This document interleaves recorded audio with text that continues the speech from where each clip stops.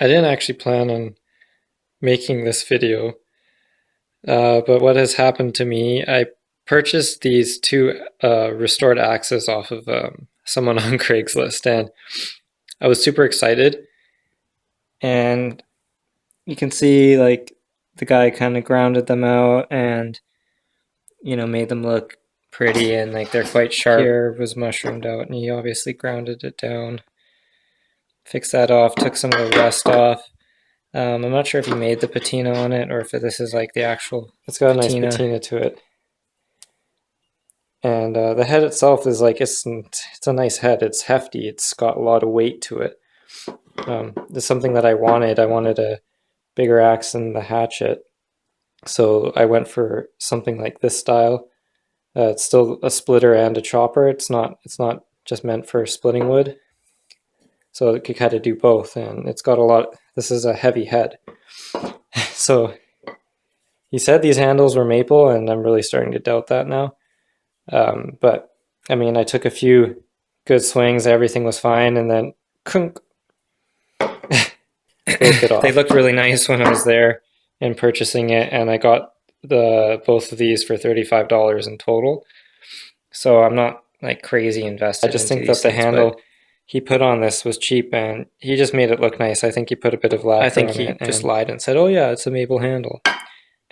And then I was like, "Oh, it's 35 bucks, it's not too bad for like this type of, like, it's the head that's like really the valuable thing, right?" So I mean, it's overpriced when the handle's broken, but what I'm gonna do in this video is replace the handle and put a legitimate good hickory handle on here. I gotta find myself a handle first, ones that I like. I haven't done this before. This is my first time. I watched a few videos on it. I know the basics of it, so I'm going to give it a shot and do it myself so I know exactly what I'm doing, what's going to be in this, and I can do everything myself. So the first step is to take out this part here, and what I've been doing is just drilling it out. And I'm not going to, I mean, it's kind of boring watching someone just drill away, so I'm going to drill away this and take a chisel, get this eye cleaned up. Okay, so I bashed out, got that centerpiece out, got the eye all cleaned up. This is what it kind of looked like. It had one of those metal clips. It definitely had a wood wedge in there. So I mean, it was done right, I guess. So I'm just checking in again. After I just filmed that last little part, I decided to take the hatchet out and just wail on it a bit, on a stump. I wasn't like hitting the handle. I was just, aiming directly for the stump, making sure that, it wasn't just a freak accident. And what do you know? I broke it. The exact same thing. Broke right here. And to me, that just means it's cheap ass wood. I know that you can get heads way, way, way, way cheaper, around $5 or something per head. So I definitely lost money in that sense, but I'm going to build two nice axes. It will be cheaper than going to a retail store and purchasing something. I managed to find a hickory handle that was $15 at Canadian Tire, surprisingly enough. It's a Yardworks branded one. Genuine hickory. It's got 4 years warranty, whatever, blah, blah, blah.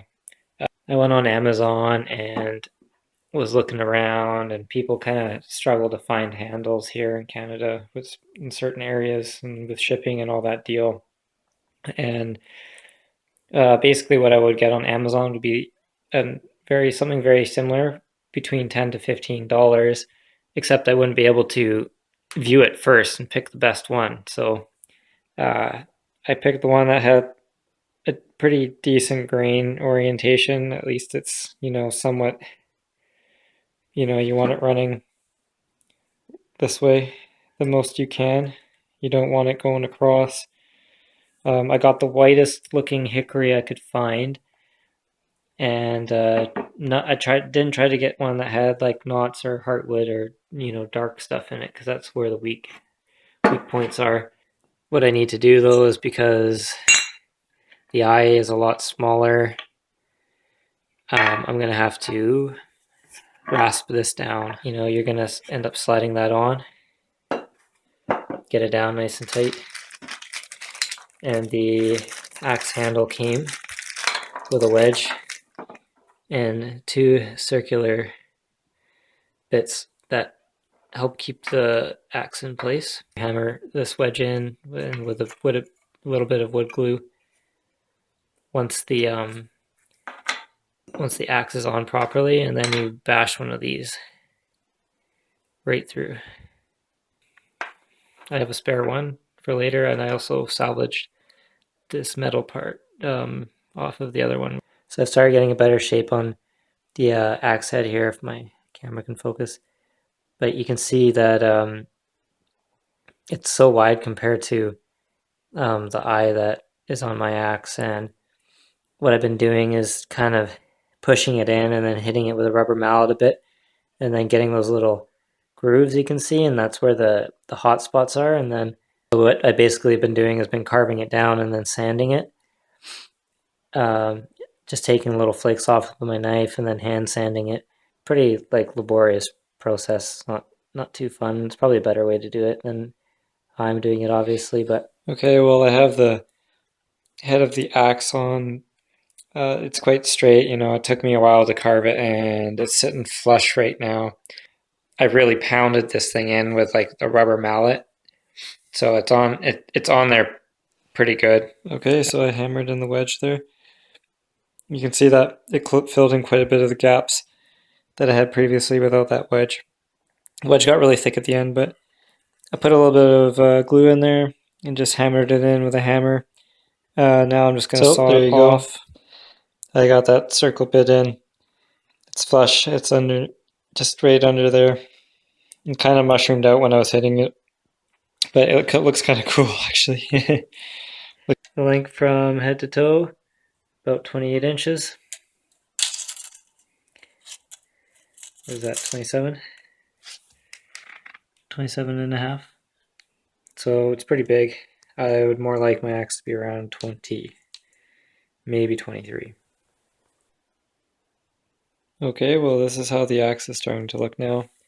I decided that I might as well just cut this handle. The main reason is because I don't really need to use, I just don't need a 28-inch axe, and so I made it 23 in total. So, the handle is about a 20-inch handle, and this is, 3 inches or so. I stripped the varnish off, sanded it all down, and what I'm doing is I'm going to carve out this bump. I've been hitting it a bit with my hatchet there. I'm going to carve that out so it's a little thinner up here to grab onto, and then I'm going to take this bump down a little bit so it feels more natural for the end of the axe here. And I mean, the only tools I'm using my fiskars, the little hatchet there. This is a 14-inch. You can see the difference, and the power in this the axe that I'm building is just going to be so much more effective for felling and splitting and all that deal. And I know it's kind of a funny story on how I ended up putting this handle on and it all, and right now I have $35 invested into this axe, and this was 30 bucks, so this is gonna be awesome. You can't find something like this for $35. So after many hours of hand carving with a knife, sanding it down, and trying to get more of a nicer axe shape out of this handle, I finally finished it. I, did a nice sandpaper finish. I went from 80 grit to 100 and then 150 because that's what I had available to me.